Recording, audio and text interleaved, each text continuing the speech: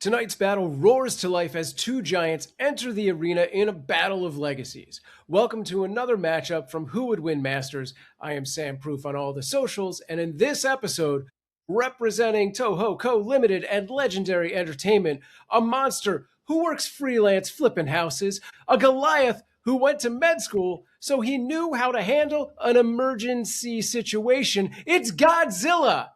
Give him a second, folks. He's dinosaur because he's been stepping on buildings. Representing Subo Ray Ya Productions, an alien who thinks all of these jokes were just terrible, it's Ultraman. Our guest tonight comes from the Scheist Podcast Network and host of Bad Movies We Love podcast. It's Nick Scheist. Nick, how you doing tonight? I'm doing great. How are you doing? All right, I need more coffee, clearly. All right. What made you pick this character?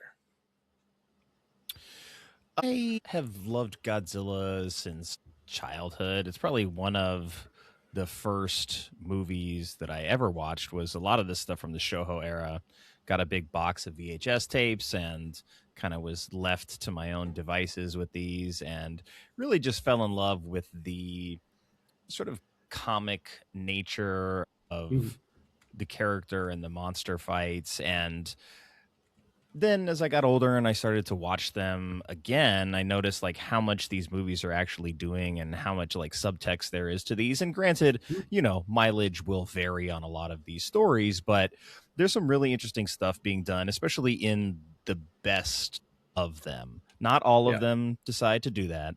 But when Godzilla, I think, is used in a capacity that maxes out the character, not just like potential for like monsterness on screen, but what the character means to the world that it exists in, I feel like you have some really exceptional storytelling and some great movies. And it was really great to see Godzilla -1 kind of so good.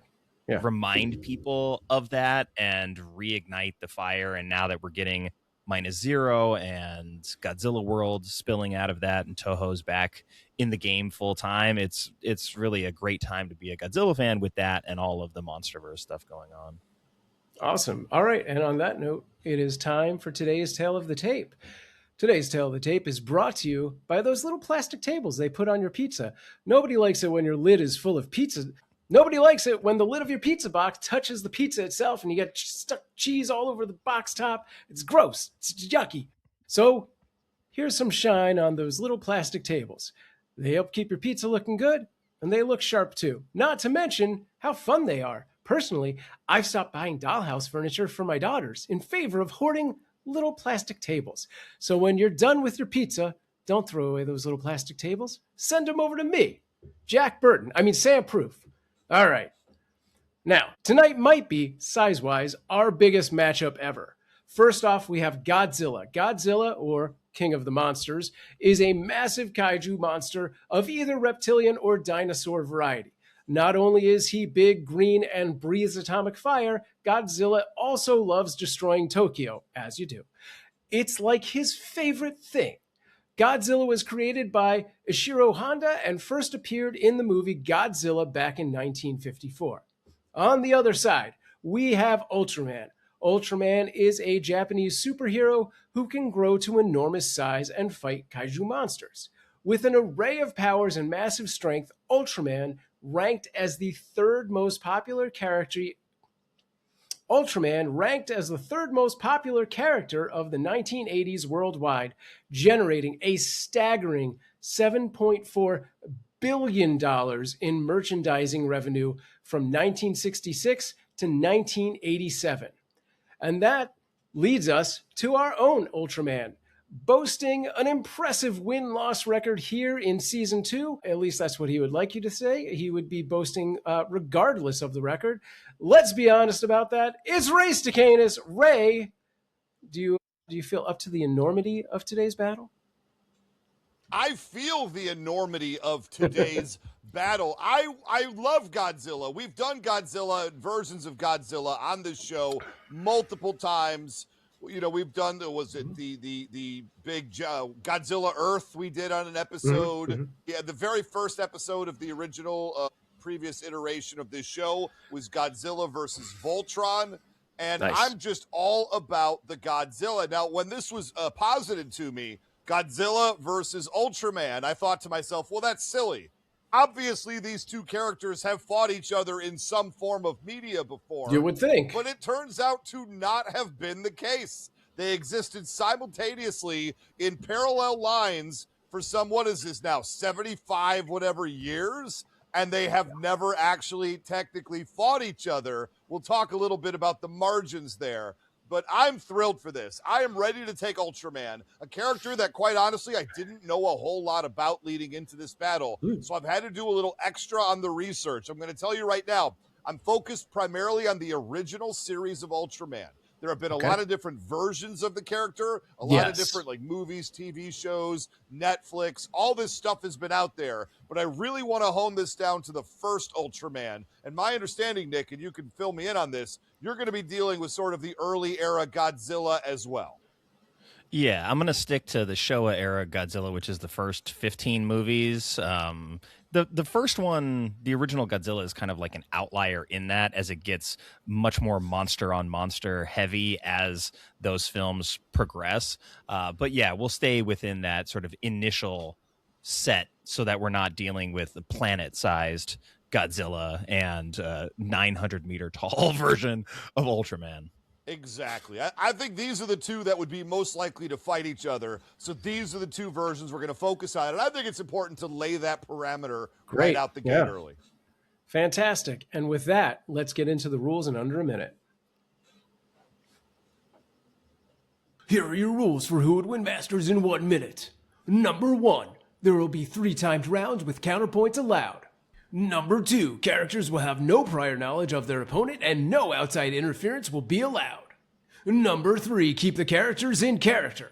Outliers and crossovers will be given less weight.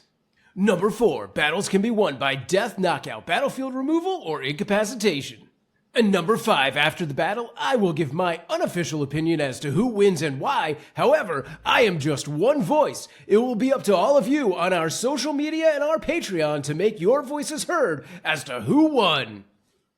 All right, and with the rules being said, Nick, as our guest, you will start us off. 3 minutes on the clock for your point number 1, starting now. Okay, so I think we can all sort of concede that Ultraman is a good fighter. He's, in fact, a skilled fighter, the better fighter, I think, when it comes to the two of these individuals. But the key difference here is that Godzilla likes to fight. I would contend that he loves to fight. He has a distance weapon as his primary weapon, his finishing move, that he could theoretically spam all the time. And he never does. He actually likes to fight in the pocket, and he traditionally closes the distance on his opponents to fight in the pocket, despite that distance weapon. He's got really good footwork for a kaiju, especially compared to the other kaiju that he fights. He's got really good lateral movement, loves to get inside and work the body. He not only throws punches, also throws knees, headbutts, and he also likes fighting dirty. So we get a Godzilla who will happily claw you and bite you. And I sort of equate him to the Rocky Balboa of the kaiju world, in that he needs to be engaged in the fight to fight his best. So while he doesn't really match Ultraman's overall skill level, he still has shown to be a capable judoka in his own right, using plenty of trips, throws, and other takedowns against bigger opponents. In fact, in Monster Zero, he straight up tackles Ghidorah on sight, and he's been shown to lift opponents much bigger than him and throw them on a regular basis, not even using trips. He's immensely powerful due to his overall just sheer mass, and has displayed that strength on numerous occasions. He also doesn't take humanity's opinion into question when it comes to how he's going to fight. He will destroy everything in his path with no consideration for human life or protection. And when he is rampaging, he will smash everything in his path. So there is no pause for him to consider the people that are potentially in his way. 30 seconds remaining. Godzilla also has a very big advantage in the water as he is amphibious. And while certain versions show a much more adept Godzilla underwater, we're just going to use what we have in front of us in the Showa era. And so we see that when fights go into water, specifically King Ghidorah and King Kong, two opponents that are very evenly matched with him on land, as soon as the fight gets into water, those opponents start running. So Godzilla is a very versatile fighter.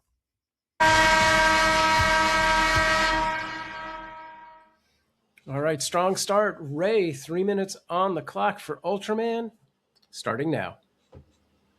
Well, first off, I just want to say, let's talk about Ultraman and where he comes from, because Godzilla came out in 1954 and was a very popular series making a lot of money, which means that when Ultraman came out in 1966, he was created as a reaction to Godzilla media. As in, what chance does humanity have against this rampaging monster that's taken over our culture? Oh, I know. Let's invent a guy, effectively, a big, tall guy who could go square off against these kaiju monsters. And if you don't like the word kaiju, I apologize for this episode because I'm going to say it roughly 72,000 times. The whole deal with him is that he's an alien who's sort of like bonded with a human here on the surface of the earth. I mean, that's basically the gist of it without getting into too many specifics. Not quite a Venom situation, but not unlike a Venom situation. Ultraman is a giant humanoid light being from the land of light in Nebula M78. He has massive strength. We're going to talk a little bit about some of his basics here. I have seen Ultraman do some crazy strength feats against all manner of different kaiju on the television show. I've seen him lift a 100 to 120 ton kaiju over his head like he was the Ultimate Warrior back at WrestleMania 6. It was absolutely phenomenal, with the exception of, unlike the Ultimate Warrior, that didn't blow up Ultraman and cause him to be too winded to fight any further. I've also seen him grapple and overpower these giant-sized kaiju as well. He will grab them and he will physically dominate them. I agree, Godzilla is very strong, no doubt. I do believe that Ultraman, given how many other kaiju he has just physically exerted his will upon, I think there's a good chance he could do that to Godzilla as well. And defensively, what even hurts Ultraman?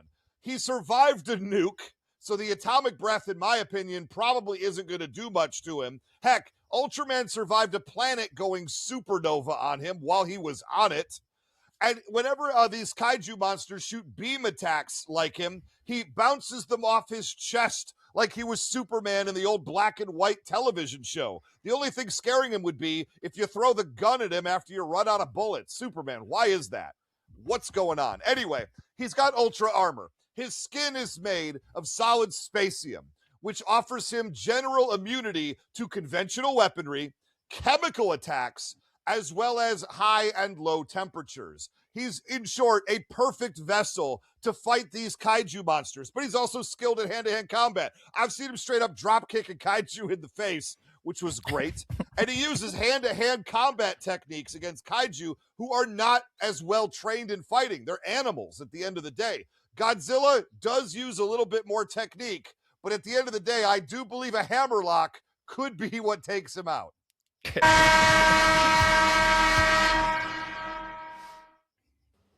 All right, Nick, as our guest, you do get a counterpoint. 60 seconds on the clock, starting now. Okay, so like I said at the beginning, I would contend, of course, that Ultraman is the more skilled fighter of the two. I think the skill disparity is not as wide as in some of his other matchups. I also think the strength disparity is not that wide either, as Godzilla has shown to be able to lift King Ghidorah, who's a much larger kaiju, and I think this version of Godzilla that we're talking about is somewhere in the 20 to 50 ton range. So strength feats, I think, could be comparable at this level. But I like that you mentioned that Ultraman is combined with a human like co-pilot basically, kind of like a Pacific Rim almost, right? Neural handshake. So I think this comes as both an advantage and as a disadvantage to him, because as a humanoid being with thought and strategy, there's also the capacity for doubt and for fear. So I want you to think of the human versus gorilla debate that has been going around.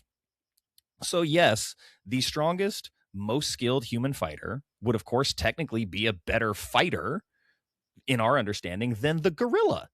But the gorilla that fights on animal instinct with no internal governor on their strength or their use of force or how they choose to fight, there is no monologue holding the animal back. And the gorilla wins that fight. All right. There's also no holding back our ad break, but no, I'm going to set that up a different way. Sorry. I got there way too fast. No, this was a great start. Beyond the feats of strength and and skill being so evenly matched, I'm excited to see what comes in our next 2 rounds. But yeah, it's time to not hold back the gorilla that is our sponsors. We'll be right back.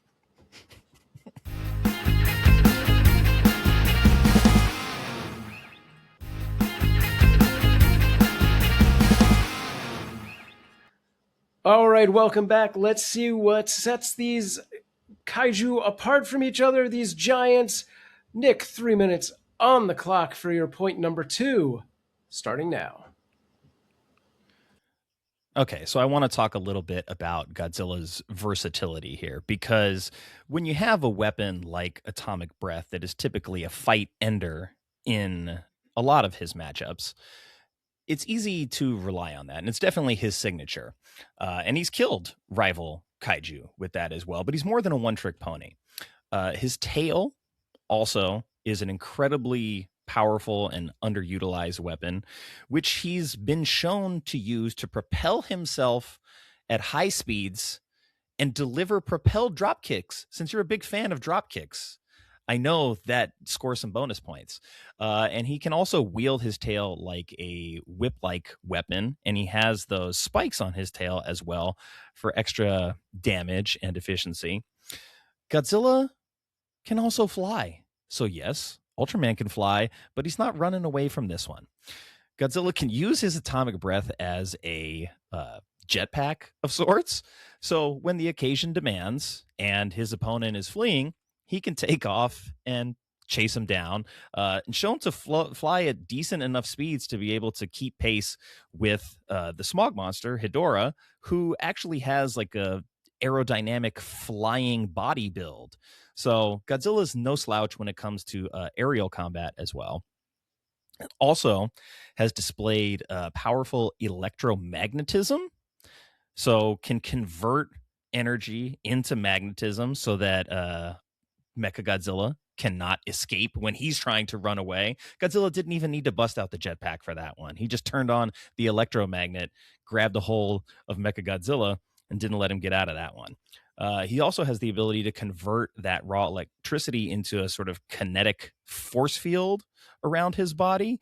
So he's very adaptable. And I think that's one of the things that actually is probably most important about Godzilla, is that he is a creature of evolution. And since you mentioned earlier Ultraman surviving a nuke, Godzilla also survived a nuke. So these guys can go nuke for nuke and probably still be standing. But Godzilla likes to evolve, and he always seems to have the right thing evolve at the right time. So granted, there's a little bit of plot convenience spilled on that, but at the same time, makes Godzilla a very tough person to put away. So on top of that, 30 seconds remaining. He's a dirty fighter when it comes to his fighting tactics. Besides the judo and the clawing and the scratching, he'll bite your throat. He'll kick sand in your face. He also seems to take real pride in psychological warfare, because he will taunt you, he'll mock you, he will stalk you, and he will force you to make a bad decision as the opponent.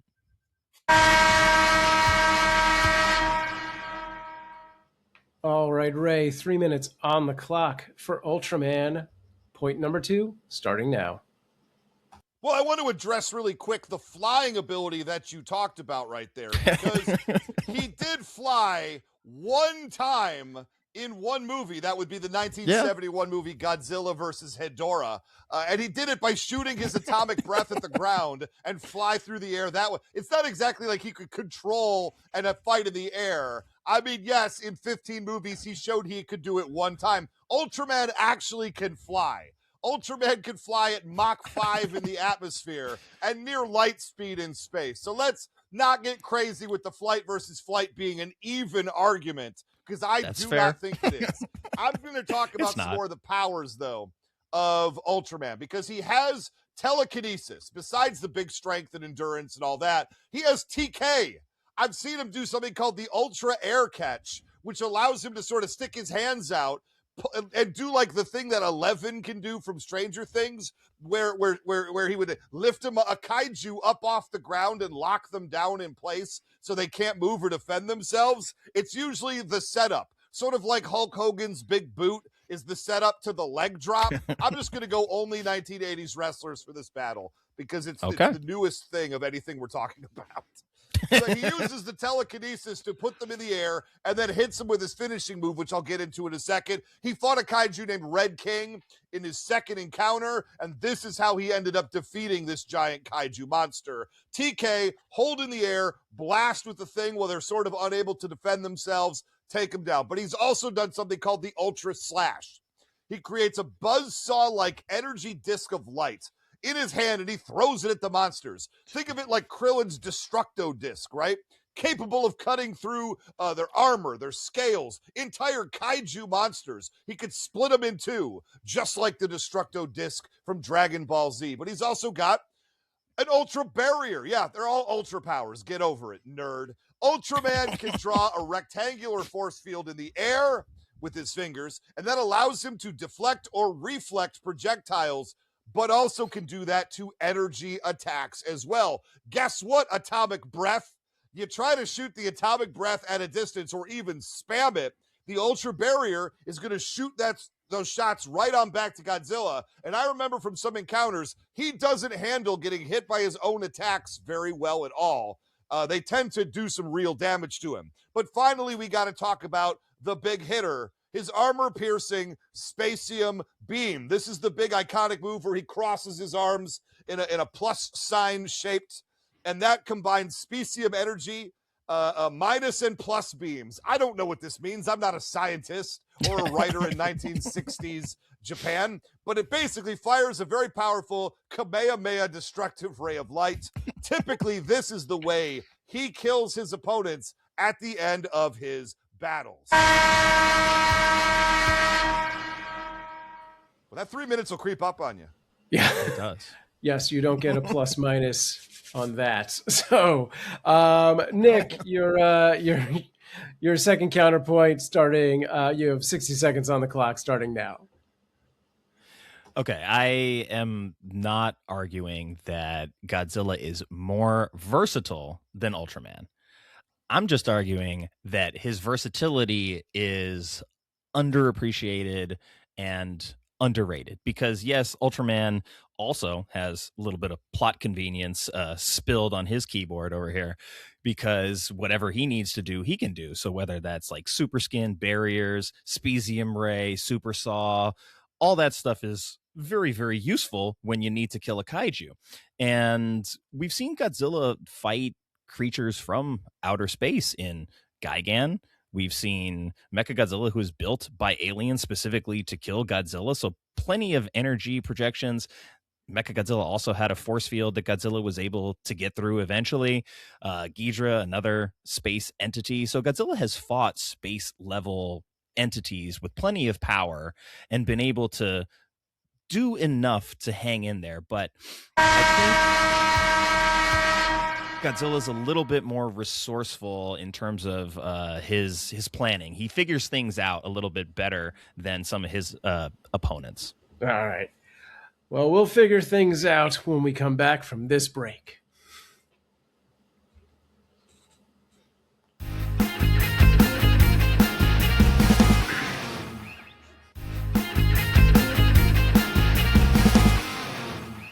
All right, we're back with I our... want officially known to strip all words he said after the timer from the record. He is blazing through red lights, officer, and I want him arrested. I wanted to see how it played out. All right. And let's see how our point number 3 plays out. This is our third and final round. So this is your best time to paint us a picture on what this win looks like. Nick, 3 minutes on the clock, starting now. Okay, send me that speeding ticket in the mail and I'll get it sorted for you. But okay, so I think this, I rearranged my points because I think this will be the deciding factor, or at least it will be the most compelling argument in favor of Godzilla. And that is Godzilla's durability is actually his best asset. That's why I called him Rocky Balboa, because he is like a piece of iron. He is hard to put down, and his will to win is impeccable. He's got great durability, great stamina. All his fights go on long. He often fights multiple opponents at the same time. And due to his mass and general thickness of hide, he's pretty much impervious to all conventional attacks. We saw a Mechagodzilla that was designed specifically to kill Godzilla empty the clip on Godzilla, and he essentially walked Mechagodzilla down in the process of doing that as well. Plus, as we mentioned, he can withstand thermonuclear explosion. He feeds on radiation, so that's not even going to slow him down. He's also been shown to, like I said, withstand energy and projectile attacks from very strong alien foes. So I feel like Ultraman's actual path to victory is not going to be slicing Godzilla in half or knocking him down with the Specium Ray. He needs to hope for incapacitation. But one of Ultraman's weapons that would be very valuable in this fight is like a lasso or handcuffs, and that's not in the toolbox. So Godzilla has survived outer space. He survived high-level impact with the surface of the Earth. And I think the thing that is really going to turn the tide is that the beta capsule is only good for 3 minutes. Ultraman does not last long in battle on Earth.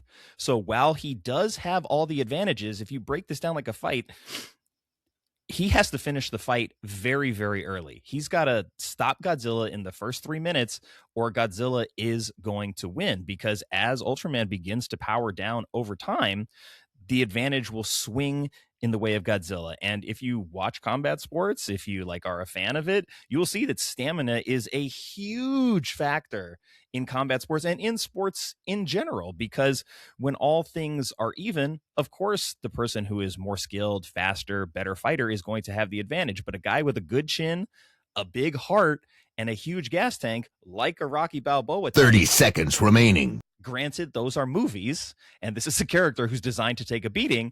We are also talking about a movie character here who is designed to take a beating. So obviously the goal for Ultraman is to win in less than 3 minutes, but that's going to be tough because Godzilla's been through the ringer. He's been around for a long time, and he's fought a lot of different types of foes.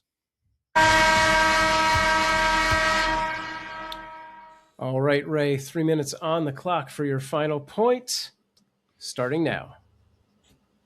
I knew that 3 minute. I was just waiting for that 3 minute argument to kick in, and I'm glad to hear it because I have a few things to say about that. One, he does defeat kaiju in 3 minutes or less. That is one of the big things that he does because the TV show didn't want those scenes going on longer than 3 minutes. Although in the original incarnation, it was sort of more of a nebulous timer that was later retconned by later series to be a 3 minute timer. It was sort of whatever they needed to build drama in the moment. But that being said, just because he powers down doesn't mean the fight is necessarily over. He just needs to either go into space in order to recharge his battery and then come back down again and fight. He can fly, or he could just give it a moment to recharge and then get back into the fight. He just has to not die in that time. I think Ultraman's up to the case, and I'm going to say something that's very controversial. One of the big no-nos of a who would win style battle on this show is no outside interference. But I think in a battle like this, there's a factor to take place, because a huge thing about Ultraman's character, one, is he utilizes the human defense force, and he has an entire, basically an army of scientists and other folks helping him on the ground. Now, I'm not including them directly, but in basically every Godzilla movie, he is not only fighting a monster, he's fighting the military as well. I would make the argument that I don't see this necessarily as outside interference, because in both of these characters' worlds, the kaiju monsters are being attacked by the people as well. And I assume this battle's going to be on Earth. Human military, even if it's not Ultraman's specific force, is probably going to get involved, and they're going to take the side of the giant man, right? Not only that, Ultraman can use telepathy to communicate telepathically over vast distances to potentially organize some of these militaries to help him fight as well. But let's talk about some of the big wins with what time I have left, because that took a while. He fought a guy named Zaragas, whose ability could adapt to attacks like the Borg from Star Trek. So Ultraman in the moment figured out he had to hit him with like punches and kicks and then lasers and alternate them back and forth so he couldn't adapt to them, and eventually overtook him. Let's talk about Jiris. You know, Jiris is coming up. They used the Godzilla costume and put a little like a hood thing around it, and they used the same actor who played Godzilla to fight Ultraman, and he was able to just beat the living bejesus out of him and took him out with just physical punches. I don't even think he needed to use the crossbeam in order to take him out. And also Red King. Red King mentioned earlier, he grabbed him in the neck the first time, grabbed him by the neck and just spun him around till his neck broke. This is the level of power we're referring to. Look, Ultraman has defeated monsters that could resurrect other monsters around it. He killed over 2 billion Balton. Granted, they were microscopic, but it was still a feat I had to mention on the show. The end of the day, yes, outside interference, no good on the show, but let's keep it real.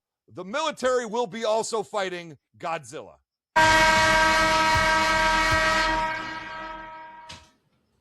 All right, Nick, it is time for your third and final counterpoint. 60 seconds on the clock, starting now. Okay, that's fair enough, right? The military does not like Godzilla. He causes a lot of property damage, and even the nicest, most humanitarian-friendly defender of Earth type of Godzilla that we've seen is usually squaring off with the army in one way or another. That said, the army really just kind of redirects him and annoys him, which in a fight against Ultraman is going to probably pay dividends. If a tank shoots him in the face and smoke comes out, you know, that's enough time for Ultraman to karate chop him in the face or something. However, that Temu brand Godzilla that was featured on the Ultraman show does not equate to the actual Godzilla. Like you said earlier, Ultraman was always a response to Godzilla because Godzilla was first and more culturally impactful. And so to play catch up, they were always trying to raise the bar. However, I feel like because Godzilla was the original, all these other kaiju were just knockoffs. Godzilla's quality of competition holds.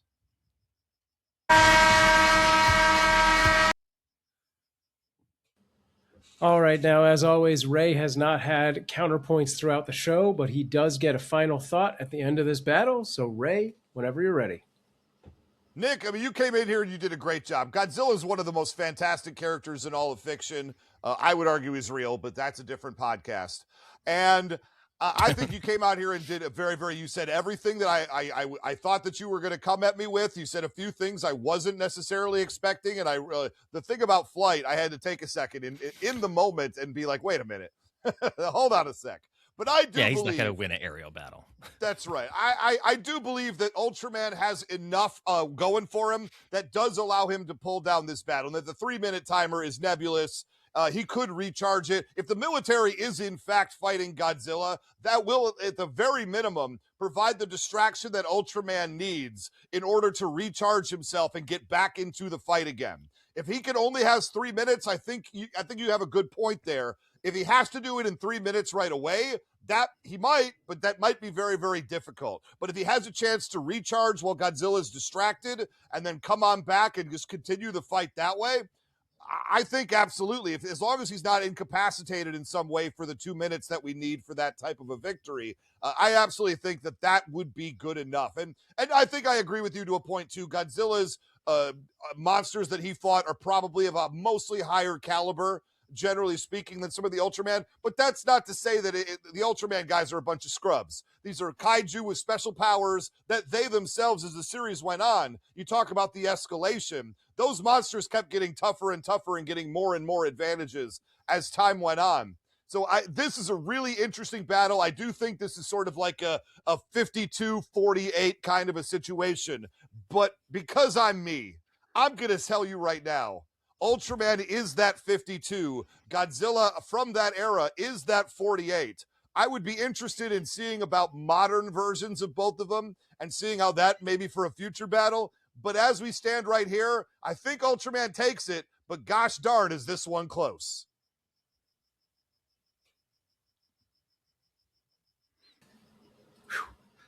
All right, guys. Yeah, this was fantastically done on both sides. There's a lot to think about from atomic breath and death rays, spacium, and there's a lot of weight here on who the real king of Tokyo is.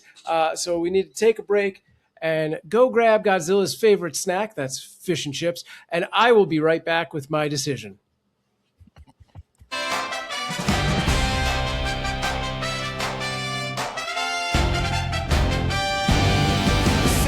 Weighed all the points made. Two figures met in collision. Now let's find out who would win. It's time to hear Sam's decision.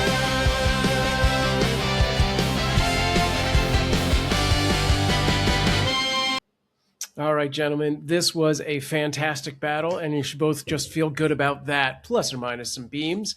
These two giants feel like they could be locked in a battle longer than a single episode. Godzilla came in strong as Rocky Balboa with a breath weapon, and Nick made a great move to not rely on that, as Ultraman can deflect or even redirect that back at the giant lizard.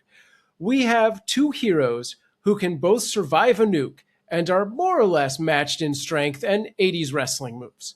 Ray was able to sneakily bring in the military as an outside force that will distract Godzilla so he can run off and get a quick recharge after his clock runs out on his first 3-minute beta capsule.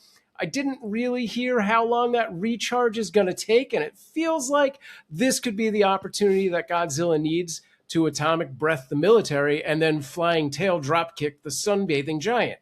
However, Ultraman has an impressive record, and while killing 2 billion microscopic opponents is impressive to some, haven't we all just done that on a weekend bender in Vegas?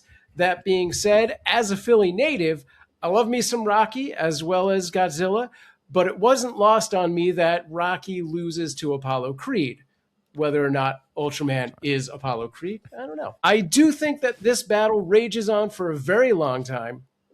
Ultraman is not going to take this in the first 3 minutes. And even if Ultraman can recharge fast enough to keep this battle going on, and even if Godzilla only flew that one time, I think the big lizard is going to take this. He's too big to grapple, and Ultraman will use up all of his juice again and again. So, in my decision, I am giving this to Nick and Godzilla. Wow. It went to the scorecards. I wasn't confident the judges were going to see it my way. Well, keep in mind, I am only one voice, and this will go to the community on our Patreon, and they will weigh in on the ultimate decision here. Nick, how are you feeling about that? Oh, I feel fantastic, because the more that I sort of prepared the counterpoints that I was going to deal with, I was like, damn, Ultraman is going to win this fight, I think.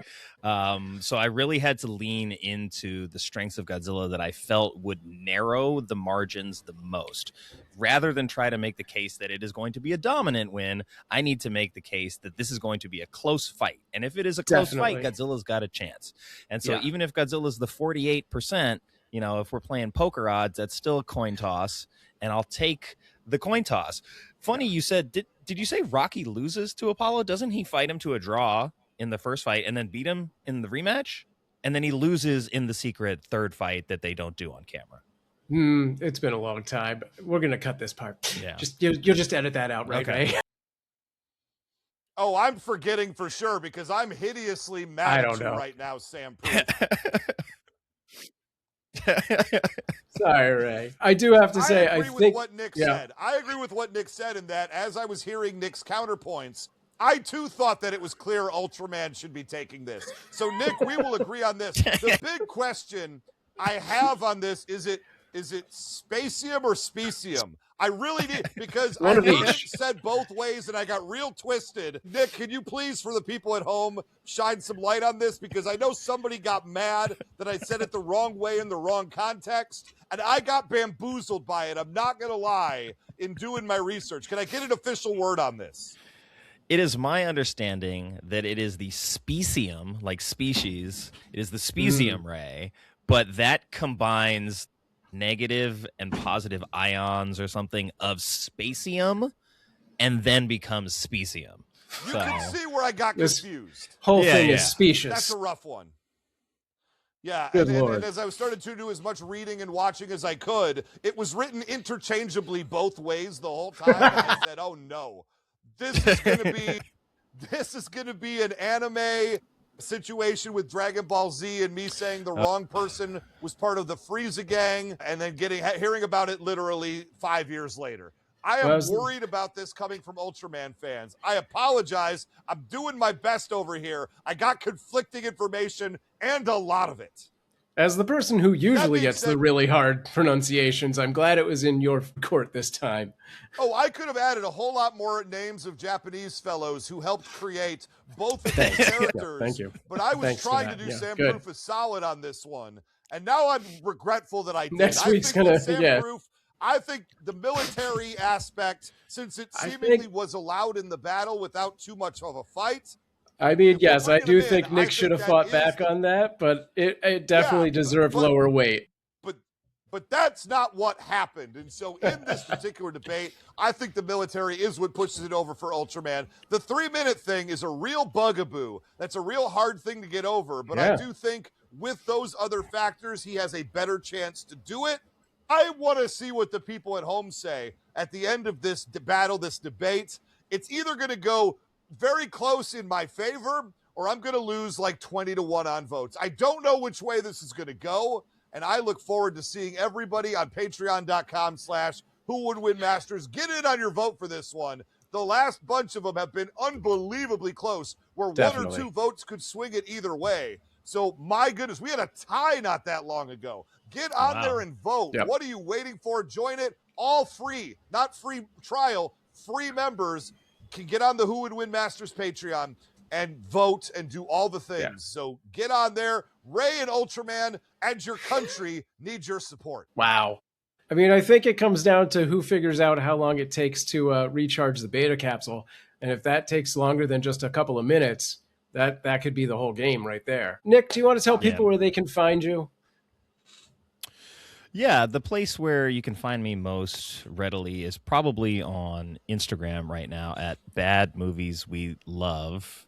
Love spelled L-U-V because the other one was taken. Also, you can find the entirety of the Shice Podcast Network now on YouTube. It's maybe one video at this point, but really still just audio as I'm like figuring out how to begin to broach video for 5 different shows in the network and do it in a way that makes sense. I'm also on Twitter at Bad Movies We Love. So those are the 2 places where I mostly do the promotion, but it's really slid primarily towards Instagram now.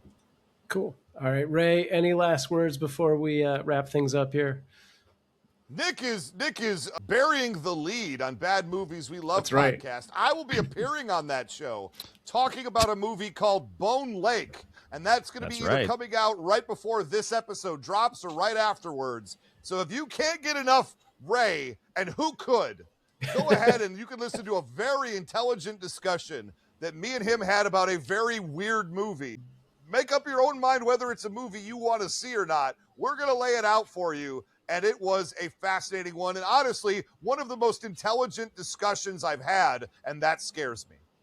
Nice. Yeah, if you want to hear us talk about like relationship dynamics and the sort of the boldness to put real sort of personal drama in the middle of a kind of cabin in the woodsy type of slasher, Love it. that's going to be your best bet. Yeah, check it out. Yeah, and if you want to hear me mistake 2 of the main characters' names for each other because I got confused by their IMDb Is list. one of their names and called the Spacium? wrong Yeah. person the wrong name for like 40 minutes until finally towards the end I got corrected. My Nice. goodness. If you want to see me just embarrass myself, well, you should go listen to that. Yeah. All right. Go listen to that. Spezium and Spazium. And then That's we'll right. be back next week with the wrap-up show revealing the tally for the Patreon vote and reading your 5-star podcast reviews and comments pulled straight from our Discord to see who's on Team Zilla and who's on Team Ultraman. Get your votes in at patreon.com/whowouldwinmasters. And if you think you've got what it takes to speak English like me, I mean, you have to go to a lot of good classes for that. No, if you think you've got what it takes to step into the challenger's chair, record a 1-minute video demo of yourself, send it to whowouldwinmasters@gmail.com, and maybe we'll see you across from Ray in the future. For Who Would Win Masters, this is Sam Proof. Stay strong.